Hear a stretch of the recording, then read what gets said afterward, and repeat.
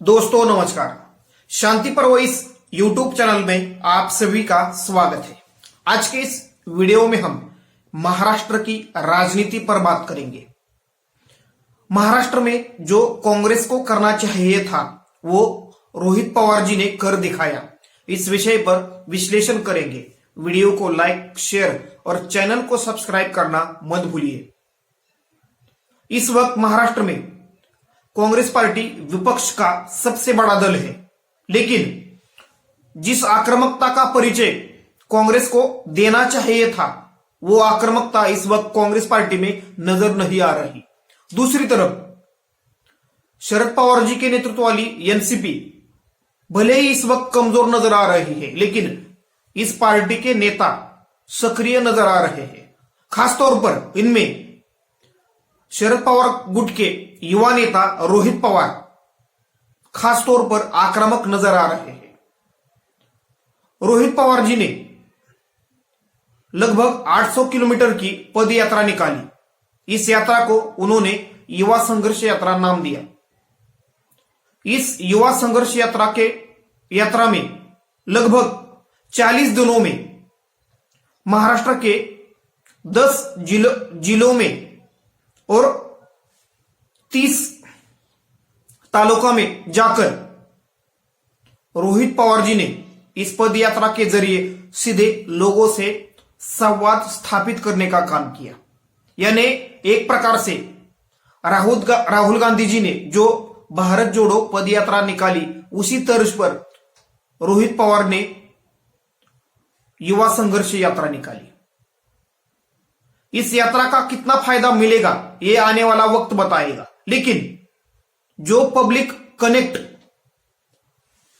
रोहित पवार जी को मिला या उनके पार्टी को मिला, उसके कारण उसका अच्छा खासा फायदा उनको आने वाले चुनाव में मिल सकता है, ऐसा निष्कर्ष राजनीतिक जानकार लगा रहे हैं। यानी भारत जोड़ो यात्रा के बाद जिस तरह तेलंगाना में और कर्नाटक में कांग्रेस पार्टी ने माहौल बनाया, बीजेपी के खिलाफ आक्रामकता से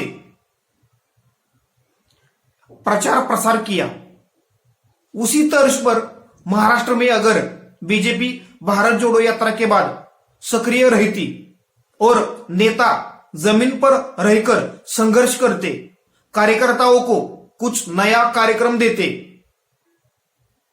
तो इस वक्त महाराष्ट्र में कांग्रेस की परिस्थिति हमें अलग नजर आती।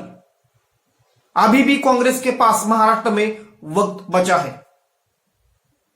4-5 महीनों में लोकसभा के चुनाव और 7-8 महीनों बाद महाराष्ट्र में विधानसभा के चुनाव होने हैं, लेकिन कर्नाटक और तेलंगाना के जीत ने महाराष्ट्र में कांग्रेस का हौसला बढ़ाया है। लेकिन फिर भी इस वक्त कांग्रेस पूरी तरह से एकजुट नजर नहीं आ रही। इस वक्त कांग्रेस पार्टी के जो बड़े नेता हैं, उनमें खासतौर पर कांग्रेस पार्टी के प्रदेशाध्यक्ष नाना पटोले हो, अपोजिशन लीडर विजय वडेवट्टीवार हो, पूर्व मुख्यमंत्री अशोक चव्हाण, पूर्व मुख्यमंत्री पृथ्वीराज चव्हाण,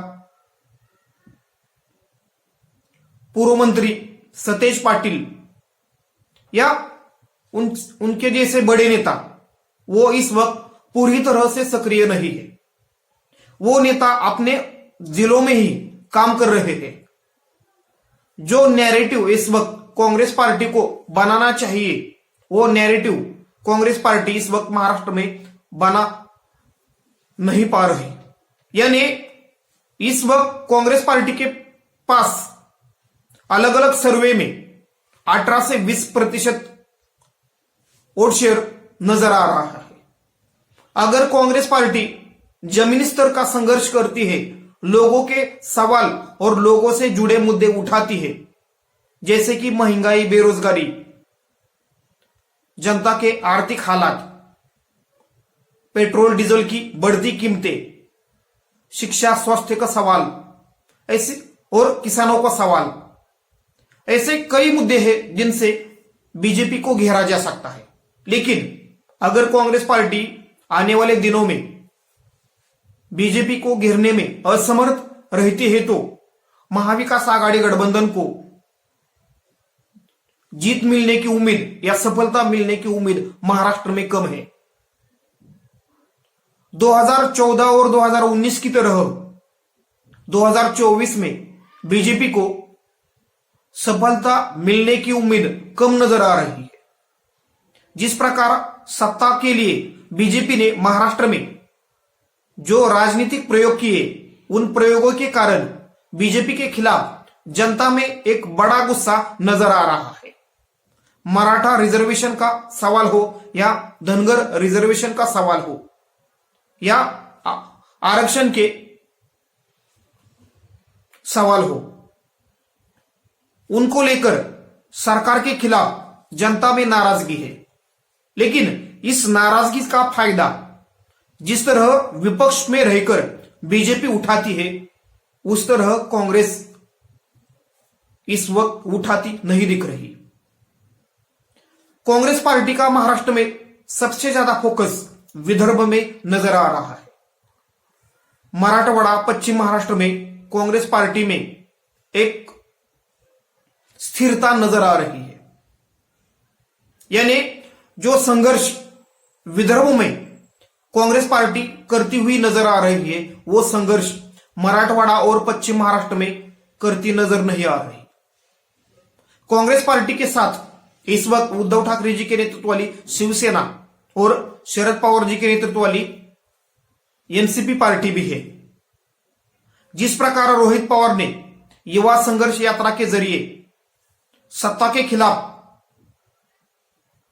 एक आंदोलन खड़ा किया या जनता से सीधा संवाद साधने का प्रयास किया, उसी प्रकार से अगर कांग्रेस पार्टी भारत जोड़ो यात्रा के बाद महाराष्ट्र में सक्रिय रहती तो आज जमीन स्तर पर माहौल कुछ अलग होता।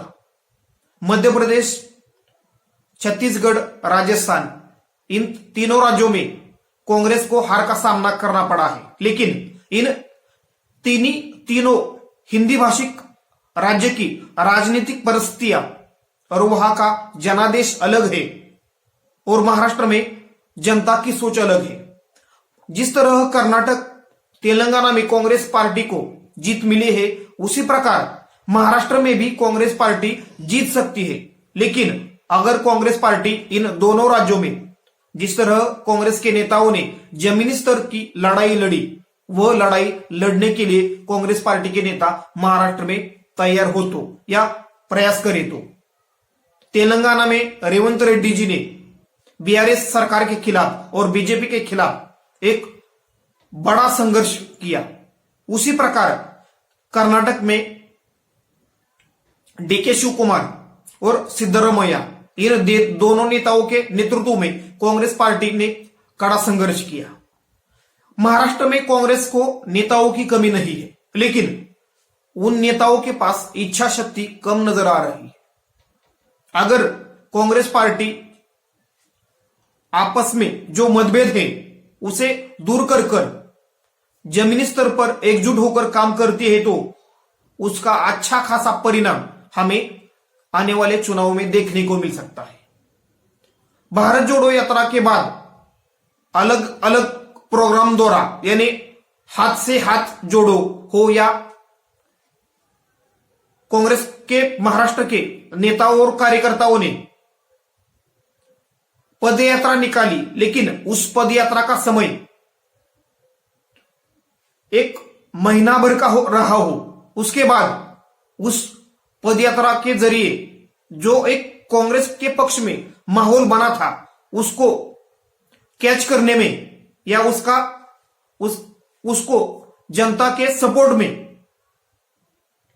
यानी जनता का सपोर्ट में उसको बढ़ावा देने के लिए कांग्रेस पार्टी को जो प्रयास करने चाहिए थे, वो प्रयास कांग्रेस पार्टी करती हुई नजर नहीं आ रही। यानी जिस तरह बीजेपी के प्रयासों में एक तरीके से ज्यादा से ज्यादा, यानी एक बीजेपी जब प्रयास करती है तो उन प्रयासों में एक सातत्य दिखता है। वो सातत्य या कंटिन्यूटी कांग्रेस के प्रयासों में नहीं दिखती। यानी कुछ कांग्रेस को अपने एक सोच विचार में और कृति में बदलाव करने पड़ेंगे। अगर कांग्रेस अपने एक्शन में और अपने प्लान में बदलाव करती है और एक तरीके से निरंतरता से प्रयास करती है तो कांग्रेस के पक्ष में भी माहौल बन सकता है। लेकिन इसके लिए कांग्रेस पार्टी के बड़े बड़े नेताओं को और खासतौर पर राहुल गांधी जी को महाराष्ट्र में कांग्रेस के संगठन को बढ़ावा देने के लिए और नेताओं को एकजुट करने के लिए प्रयास करने होंगे। क्योंकि अगर बीजेपी को 2024 में पटकनी देनी हो तो महाराष्ट्र में बीजेपी को नुकसान पहुंचाना पड़ेगा। यानी बीजेपी की ज्यादा से ज्यादा सीटें कम करनी पड़ेगी। लेकिन इसके लिए कांग्रेस का लड़ना जरूरी है। लेकिन इस वक्त कांग्रेस पार्टी शांत और स्थिर गंभीर नजर आ रही है। तीनों राज्यों के हार ने कांग्रेस पार्टी का मनोबल कुछ गिरा हुआ नजर आ रहा है। लेकिन अगर कांग्रेस तेलंगाना की तरफ देखे तो कांग्रेस को एक आशा की किरण नजर आ सकती है।